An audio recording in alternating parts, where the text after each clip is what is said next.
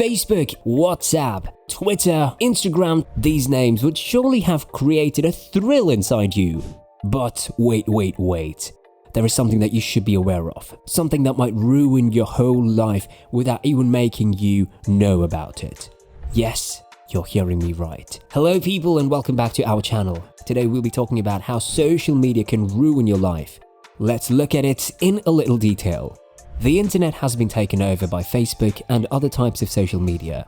People use social media because they believe it improves their life.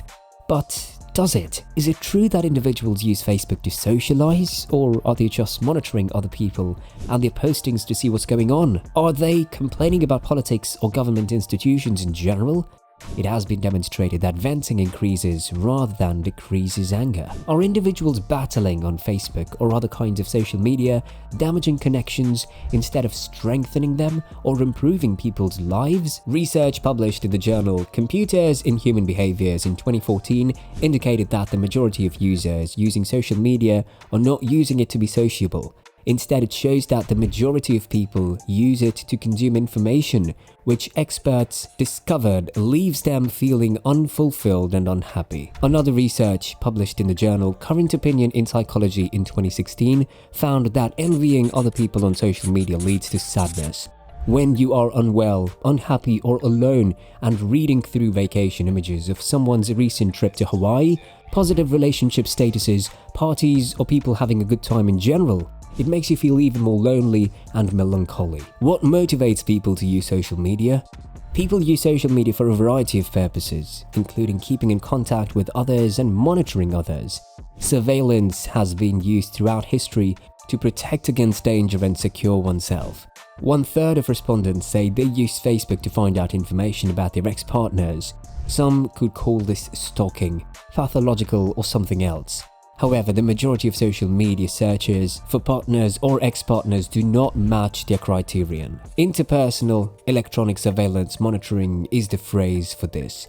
Online surveillance indicators are associated with low-quality relationships, low satisfaction and poor relationships in general. Tara Marshall of Brunel University conducted research that indicated that 1/3 of newly single adults participated in interpersonal electronic surveillance. Continual online exposure to an ex-romantic partner may impair post-breakup rehabilitation and development, according to the study. Previous research revealed that either partner's Facebook monitoring conduct was directly related to relationship discontent. According to the study, we're no longer in an era where seeing your ex-boyfriend or ex-girlfriend with your new love partner at the mall or out in public is the worst thing that can happen. We are inundated with photographs of them drinking beer, dating and having a good time. It has been shown that 2/3 of attorneys indicated that Facebook was the primary source of evidence in divorce procedures. MySpace was given 15%, while Twitter was given 5%. The provided data showed adultery and acts that compromised parental custody in child custody disputes.